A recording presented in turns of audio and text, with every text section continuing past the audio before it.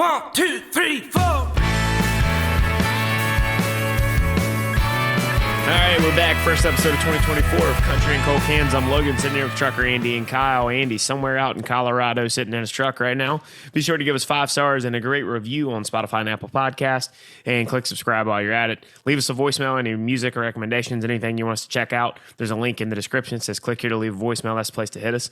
And then check out the blog, countryandcoldcans.com, or check out the Cold Cans Hat Co., coldcanshatco.com for hats and t-shirts that are available, and the website is live. About, Andy, probably 12, 14 different hat designs newly unveiled on the new website, coldcanshatco.com. Nice. All right, fellas, to start the year off, we had a hell of a year in 2023 for good music released, and we didn't do it over the holidays. We decided to take a couple weeks off, spend time with friends and family, and what they say is important in life, of course. So now we're back, and we're going to be talking about each of our top 5 favorite albums of 2023. The ground rules for the listener: if you're a new listener, if you're an old listener from the last couple of years, you might remember the way we do it. We talk about our 5 favorite records, not necessarily the 5 best records, but just the 5 that we thought that we probably played the most, that were the ones that were always on repeat. The rules are simple: has to be released within the 2023 calendar year, and it cannot be an EP. An EP being defined as if the artist refers to it or has uploaded it on the streaming sites as an EP. Those are basically just a general baseline ground rules. So if we want to kick things off, Kyle, with number 5 of your top 5 favorite, we'll go Kyle, Andy, then me, and we'll just go one at a time, 5 to 1. Yeah, so my number 5 it's going to be in the mainstream, but I thought it was very good. I enjoyed a lot of it. It's Morgan Wallen's One Thing at a Time. I played the hell out of the album. And here's the thing about Wallen's album. You can dislike him, whatever you think about Wallen. He is a gateway drug to country music. Is everything real down the road country? No, but at the same time, neither is Co Wetzel or Trudio. Exactly. And it's a very easy listen. And if you don't really know where someone's taste is, but they say they like country music, it's a great one to start with. What's funny is we're coming out of the gate hot for the independent-minded listeners, of which do listen to this podcast. Yes, Kyle started off 2024 pissing them off in the first 5 minutes. Yeah, I pissed off. I mean, but I listened to it a lot. I thought it was fantastic. So you're saying your rap having Morgan Wallen at number 1 or way up there actually may be correct? Man, not been a lie. No. The first song that came up for Morgan Wallen, I think it was 8 in my Wrapped, speaking of which, I'd have a problem with that. If songs 1 through 7 are not a Morgan Wallen song, but number 8 is, and it's the Keith Whitley song, which I really enjoyed. Everybody loves Keith Whitley on this podcast. Maybe not Andy. He hates real country music. But how can the 7 previous songs outweigh that? I don't buy it. Yeah, well, I will say to the people mad at Kyle's first pick for number 5, leave us a voicemail. We'd love to hear from you. It's in the description. Yeah, please do. Yes. All right, Andy, number 5 for you. Mine is going to be what I had as a leading pick for album of the year is going to be, my 5 is going to be Teenage Dixie by Muscadine Bloodline. Oh, you bastard. It is a slapper of an album. The only thing I would say that even kept it from being way further up would be that for me, the writing is a little lacking, and I'd still weigh heavy on that. I'm not gonna say it's bad. It's just not my style. It's not. I take Andy over here. It's not It's not intricate and fancy enough. Because I'm a fancy pinkies out kind of guy. Oh, I love this record, man. Top to bottom. I do too.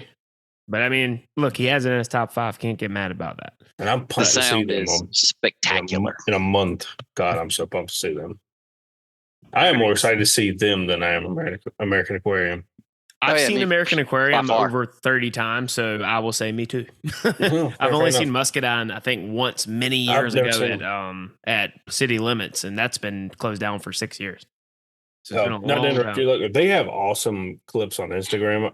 I follow them of them doing like harmonizing, They are phenomenal on some harmony. Oh, If you don't follow Muscadine, follow them because they kill it on their little clips. they've always done well with social media. The reels, what do we call them? Clips, reels. Reels on it, Insta. Yeah. Okay, yeah, I'm an old man. So my number 5, I'm keeping it with the mainstream kind of adjacent crowd here, but like is Megan Moroney's "Lucky." I've been preaching Megan Moroney since Hair Salon. We covered that a long time ago. Had it as a song of the month on the blog, or song of the week on the blog. And this album is very, very, very good. It's quite well written. It's very country, especially coming out of Nashville, but it's very country. I love the slight rasp she has in her voice. Songs like "Girl in the Mirror," fantastic. Sad Songs for Sad People, another one that I really like. And then she's got some kind of kitschy, kind of funny kind of stuff like "I'm Not Pretty" and "Sleep on My Side" that kind of reminds you a little bit of the way that Casey Musgrave's music was early on in her career, with some humor in there, but written in a clever way. Gotta say, this is definitely a record you should check out if you're an independent fan and you can't get past the fact that, like, let's just call a spade. She's a very beautiful woman. Like, the fact that you think she's just there because of her looks, she's not. She's incredibly talented. Like, she's all the attention she's getting is because of her talent. Like, that girl is, quite good. The Hair Salon song, just my jaw dropped when I listened to it because I had never heard a song quite like that. But this album was one of my favorites of the year. Came in at number 5. "Lucky," Megan Moroney. Can't quite recommend that enough. Check it out. All right, number 4, Kyle. So I'm gonna. I believe it came out in February. It's a Hardy song, another quasi adjacent mainstream guy. The Mockingbird and the Crow. I know Logan hates the latter half of the album. Was more of a rock flair. I hated it. That's just narrative you guys created. Well, Logan does hate rock music. I don't hate rock music. He does. He does. I hate rock music. Actually, I love rock music. I don't love early 2000s butt rock. Oh, see, now he's slandering butt rock. Yeah. So he hates rock music, Andy. Some of my favorite music of all time is rock and roll. He hates rock music. Tom Petty and the Heartbreakers is the greatest American artist. I mean, Logan hates rock music. Andy hates country music. So now we can lay the groundwork. Who knew rock started in 2000, folks, with Nickelback and Stained? But that's Bad Take Kyle's claim to rock. But continue. He is bitter, Andy. He is bitter. Not bitter. It's just you were fake news. You were fake news. He is bitter. Oh. How dare you slander me in such a way? You were fake news. The front half and the back half of this album, I love both. It's got a little bit of divorced dad rock in there, which I'm a fan of. But it's also got some real country music in there. And it's also some fairly clever writing. With Screen, we talked about that on the podcast. Even Happy. And then, the real hitter on the first half is Here Lies Country Music, as well as Red. I really liked Red. In the second half, brought in the singer from A Day to Remember, Jared McKinnon. Big points for me. Loved them when I was in high school. And it's got a little flavor for everybody. So it scratches an itch that I have not heard since like 2011 when I went to Warped Tour. I like that record a lot. I love it. I believe it was February, maybe March. Yeah, it was pretty early in the year. It was January 20th. Okay, all right. So okay, it made my honorable mention. Very nice. All right, that album may have made my top 5 if it was trimmed. It's more of a there's half or so album for me. There's 3 songs that probably could have been cut, like "Kill Shit Till I Die." The Redneck song. Yeah, well, the Redneck song was kind of a rehash of one he has already done. Yeah, I agree. But I ain't gonna lie, I vibe with 30-06. I love that song for some reason. Yeah, like I said, it's got a little taste for everybody, and I'm here for it. I still vibe to it. Gonna kill shit till I. Exactly. Yes. But my number 4 is an album I didn't see making my list when I first listened to it, but it's "Psychopath" by Morgan Wade. this album really grew on me the more I missed listened that to one. it. The writing it snuck up on me. I didn't like it at first, but throughout, I don't know. I had to get rid of a stigma, I guess, about it. I don't know. I guess I didn't want to like it. I don't know. But it really grew on me. Well, the initial taste weren't what we wanted. Yeah, it's different. It took me a while to get used to the different. And when I got used to it, it really grew on me. That's my number 4. I still don't think it's as good as Reckless. No, I agree with that. That's spectacular. That's another one that I really liked that just didn't quite make my top 10. Yeah, little sophomore slump there, but I don't even know if you call it a slump. But well, I mean, when your first one's just a hitter, yeah, top to bottom. But so my number 4 is Zach Bryan's self-titled album. Zach Bryan. This album, you know, it is a little bit all over the place at times sonically, but overall, I think it's a fantastic effort. And if you had asked me a week ago before I did a deep dive on all these albums again, just to make sure I had properly listened to everything and recently and not just the more recent releases, this probably would have made number 1 or number 2, but it kind of slid down the rankings a little bit as I went back. But there's some great collabs on this album. The songwriting, once again, Zach Bryan's one of the best songwriters in roots music right now. That's just a fact of life at the moment. You know, Ticking, love that song. El Dorado, as he pronounces it. I mean, it's just, I don't need to name the whole track list because I probably would be naming all but 1 or 2 songs that I absolutely love. But Zach Bryan's self-titled record, you know, I'm a big ZB guy, so then made number 4. Until we talked about this pre-show, I could not remember any songs on that record. I don't know whether that speaks to me or the record. And then you're like, Casey Musgraves. I'm like, yeah, I remember that. Other than that, it didn't really stick with me. I liked it, but it didn't really. Was 6 months now? That was June. That's kind of how I was with Morgan Wade's record. Like I liked it a lot. I still like it, but it didn't stick with me enough to make even my top 10. So I feel you on that. Yeah. But, all right, so my number 3. Zach Bryan was August.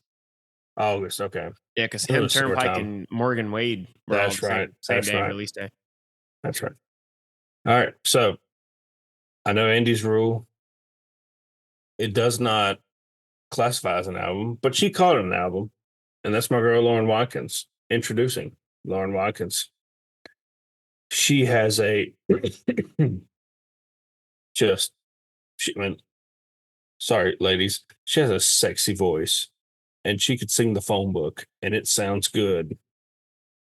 She had an EP later this year, but I love Sleeping in My Makeup.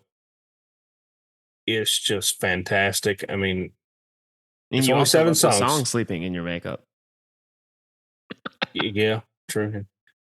I mean, her voice, man, it's just superb. I don't know how to say it. I mean, she has a perfect country voice. She's got that rasp in her vocal too that we tend to gravitate towards for female vocals. I mean, she could sing the phone book, and I'd listen. It's not an album per Andy, but 7 songs, but she qualified as an album. And those are the rules according to the Country and Cold Can's top 5 favorite records. Andy, that is the rules. I do like Kyle's pick though, because the EP introducing the Heartbreak is a banger. Mm-hmm. But my number 3 is Lori McKenna's 1988. That if I didn't do my research would have been 1989. My mistake. That was T Swift, bro. But the writing is spectacular. The only song is Days Are Honey that I don't like. Everything else is spectacular. And I'm not going to say the word that we don't like to say, but the sound of it is just America. It just has that sound to it. Yeah. that vibe. No, I was Americana is what I was going to avoid. Okay, yeah. It's got an Americana vibe to it, man. Americana B, yeah. But like the writing even just has like it just feels very American, and the sound matches the writing style of it. It is just a spectacular album. Dude, 100%. Like if we were doing a list of 5 best records of the year, this might be number 1 on my list of best records. There aren't many albums that challenge this for being some of the best overall efforts of the year. With Lori McKenna is just one of the best songwriters in music right now. Happy Children, fantastic song.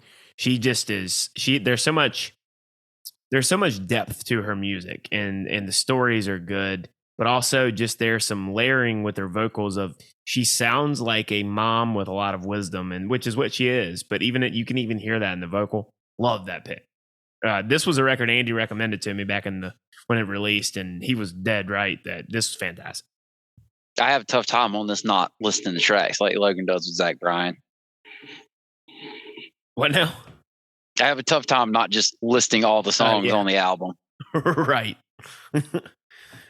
All right, so my third favorite record of the year was one of the more recent ones, and that is "Have a Nice Day" by Treaty Oak Revival. Mm-hmm. I love the rock direction that them and a lot of the guys around their age and I guess our age have been kind of going in. That the very Western grunge kind of sound.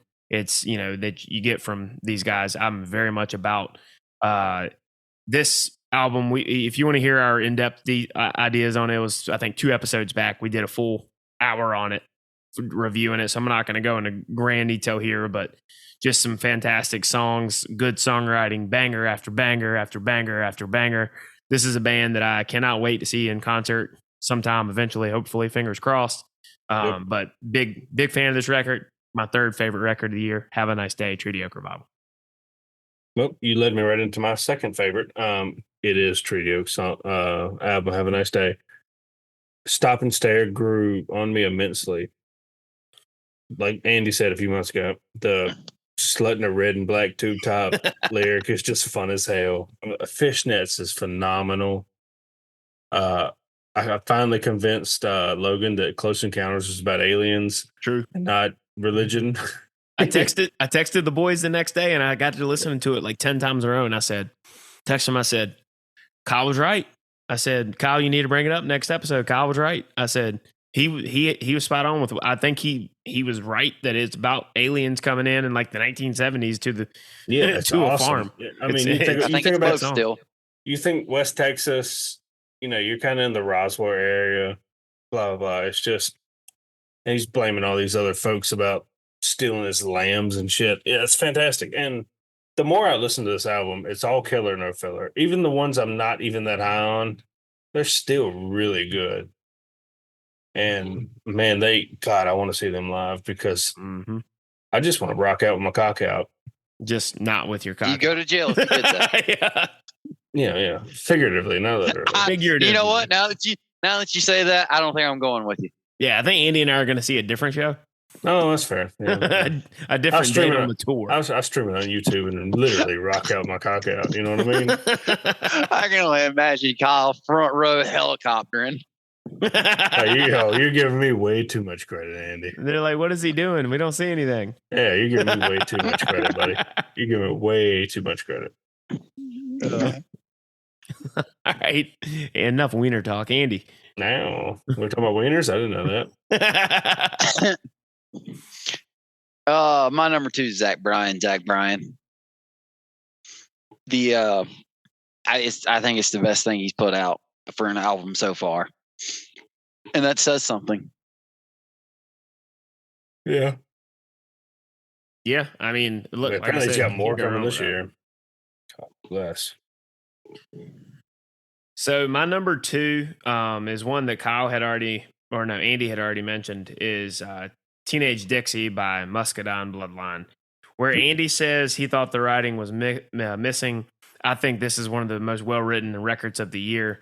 Between the sound of this album, these guys have hit their stride. Like, I love their early stuff. That's a little bit more mainstream kind of sound. I grew up in college listening to their music then, but the album they did before this one was like something on 16th Avenue. My mind's blank right now. Was a good record, but when they hit their stride with this sound for Teenage Dixie, every single bit of it, they've got some like shit kicking songs. Yeah, Dispatch on 16th Avenue. Thank you, Kyle. Yes. They've got some good ballads. Like Life Itself is fantastic. Good to Drive is good. Azalea Blooms, co-written with BJ Barham, really good. But I love the Hardy's reference in Evan Rudin. Being a kid from the Southeast, everybody knows about a Hardy's biscuit. Like I love hearing those references that are from my region.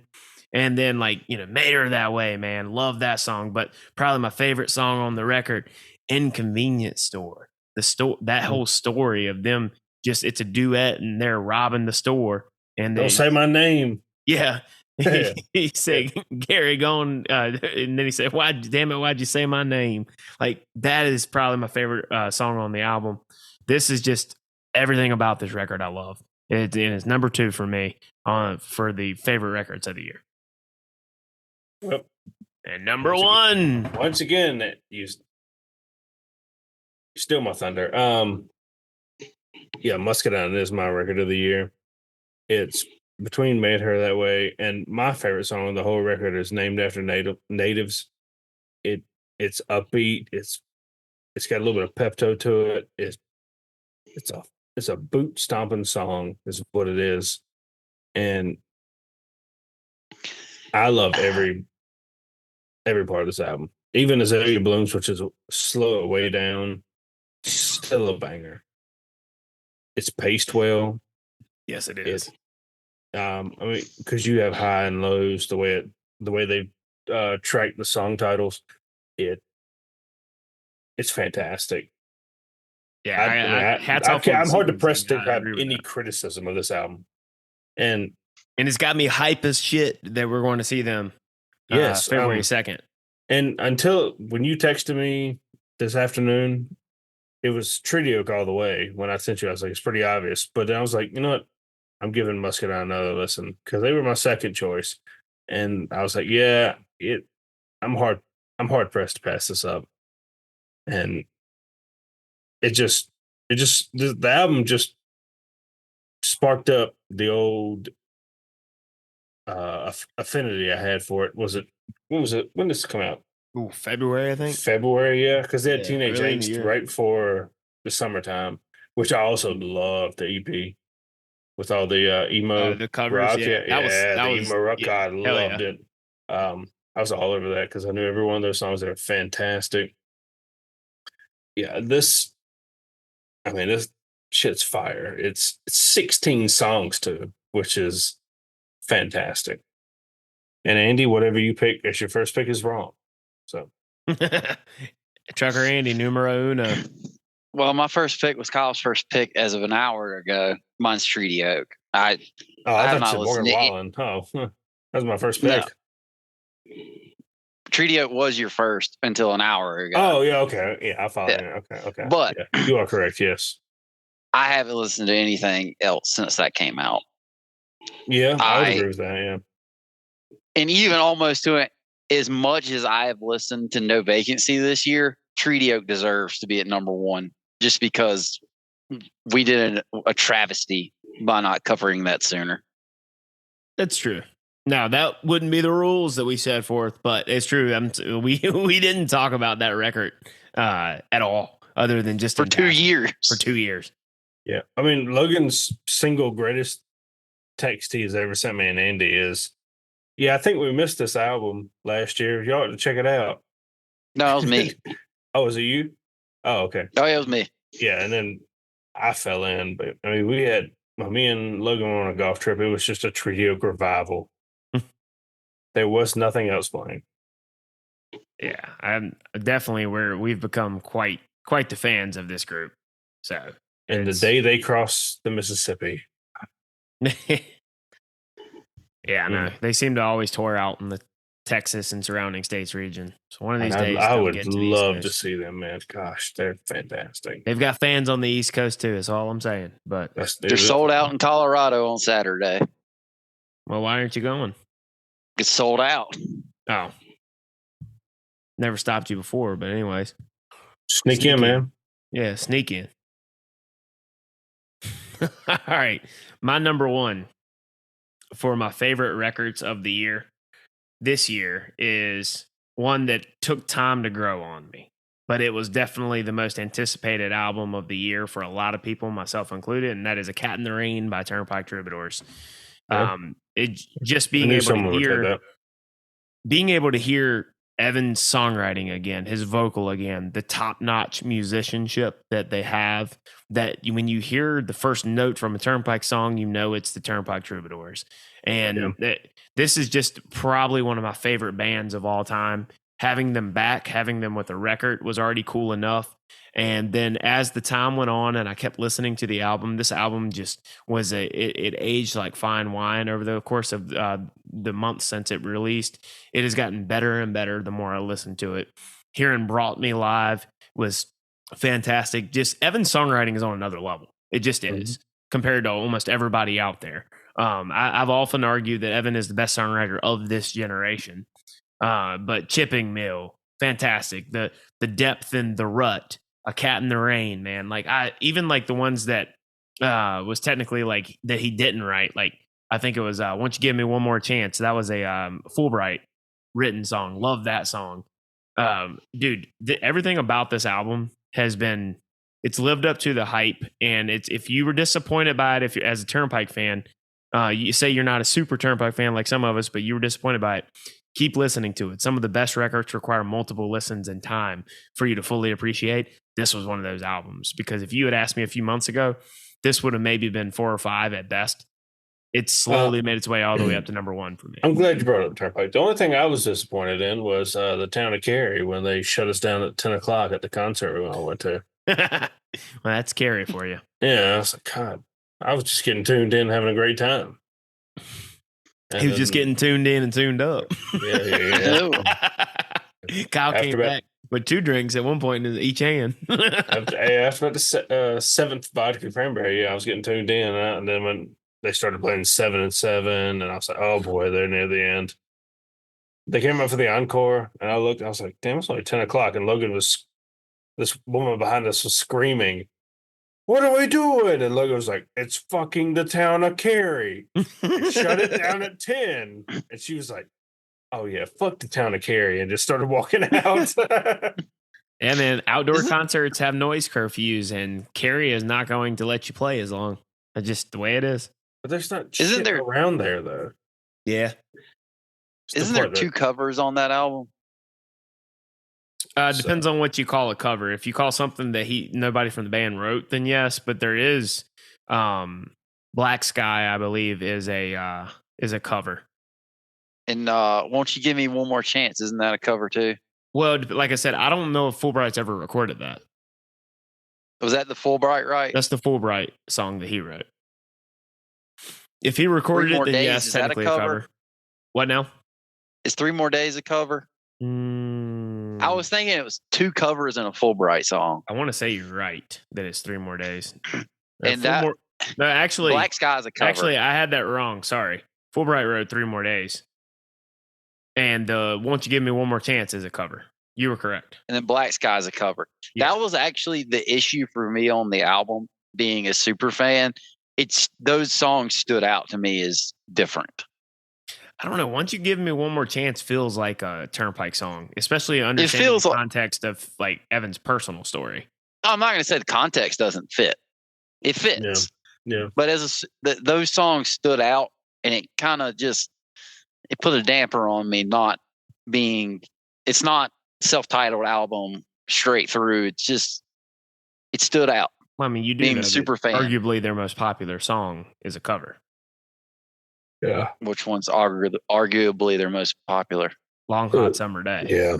Oh, yeah, I didn't know it was a cover until Logan told me it was a cover. Yeah, that's not a Turnpike original. But now I will say, if the Fulbright song, they get a pass on that. He's a former Turnpike Troubadour. Yeah. He is an OG member. Yeah. So 3 More Days, John Fulbright wrote that one. But yeah, I mean, look, I get your argument there. I mean, like you said, there's 3 of the 7 not written by somebody in the band. 2 of them are covers, but I get it. And it just stood out to me. Is I don't know. It just felt like I was getting gypped on only getting 7 of the 7 is not the. an album for Andy. Yeah. It just felt too short. I feel like I got gypped. Well, nevertheless, it was my favorite record of the year. Number 1 on my list in my heart. That's our top 5 for the year of our favorite records. Boys, let's go around and give 2 honorable mentions each. Kyle, you start off. Give us a couple records that are honorable mentions if you got to. Yeah. So it's Cody Johnson's Oh, yeah. Leather. I still haven't listened to that. I forgot all about that, but you're right. Yeah, which I think is very good. And it's Parker McCallum's Never Enough. Another the Parker McCallum album, there was one song that I just really adored, which was Things I Never Told You, which is a song written to his mom. Those are my 2 honorable mentions. Both of them have 2 or 3 songs I really love, and the rest I don't like hate them. I'm just like, they're fine. Yeah, that Cody Johnson album was quite good. I'm glad you mentioned that. Neither of those quite made my top 10, but they were definitely good records. Like I said, there were so many good records this year. Yeah, it was a lot. Yeah, Andy. One already mentioned, Mockingbird and the Crows. Definitely, there's some really good stuff in there. I just need to be trimmed a little bit for me. And the other one, I technically have made the list because it semi-classifies. It's on Spotify as an album, but the artist has mentioned it as an EP. Considered it an EP. Called it an EP. That's the word I'm looking for. And I would consider it an EP as well. But that's L.L. Langley's Excuse the Mess. Had that been an album, that would have been my number 1. It's for sure. Fantastic. I love the entire thing a lot. So for me, my number 6 record. So in the context of this episode, it's my first honorable mention. Is one that very easily could have slid up to even as high as number 2, and that's Family Ties by Charles Wesley Godwin. Just an absolute I missed that one. Absolute masterpiece of an album. This is his best record he's put out, and he's put out some damn good music. Like I can't wait to see him in concert again and be able to be with the crowd when he gets to that part of the song Family Ties when he's like, "Strike me down," like that. That's gonna be so hype in concert. But the songwriting on this record's another level. And I love his references to his region that he's from. This whole record just revolving around the concept of family. There's a theme here that ties throughout the whole record. Loved every bit of that album. And then number 7, again, it goes back to Andy's. Might not classify in Andy's mind as an album, but as far as I've been able to see, it's called an LP. Not an EP, and that is Life Lessons by Wyatt Flores. Wyatt Flores, I don't know what it is, but that guy's got it. And there's a reason he's popping off and becoming as popular with the young folks as he is, because he's very charismatic. And not only just like in his interactions, but it just comes through in his music. Also, his sound is awesome, and he's a good songwriter. But like there were so many good songs on this. And then the song Wildcat makes me laugh when he says, he was in the song. He's the mascot for the Wildcats instead of being on the football field. And he said he's the biggest pussy on the field. So, things like that are funny to me when people incorporate that in their songs. But that's definitely one you should check out. 7 songs long, Life Lessons by Wyatt Flores. Those are my 2 top honorable mentions. Yeah, I hate to miss that, Charlie. I forgot about him. Interesting. Yeah. Good list, though. We had a lot of great music. Yeah, there's a lot of great music this year. It wasn't like some years where we're kind of scrounging together some stuff. There's stuff that we were like, damn, that was good. I forgot about that. Yeah. So, yeah. Hopefully 2024 treats us just as good as 23. We'd love to hear your thoughts on our list. What are some of your favorite records? Send us a voicemail. There's a link in the description. Click here to leave us a voicemail. It's the place to do it. We'll respond to you next week. Add us on Twitter at Cold Cans Country. Follow us there. Follow us on TikTok, Country and Cold Cans. And then follow us on Instagram at Cold Cans Country. Like we said, check out the new hats and t-shirts that are available on coldcanshatco.com. That's right. So, yeah, that's the episode this week. First episode of 24. Talking about our favorite records of 2023. Plenty more great ones. Damn right. Well, we'll see you next time.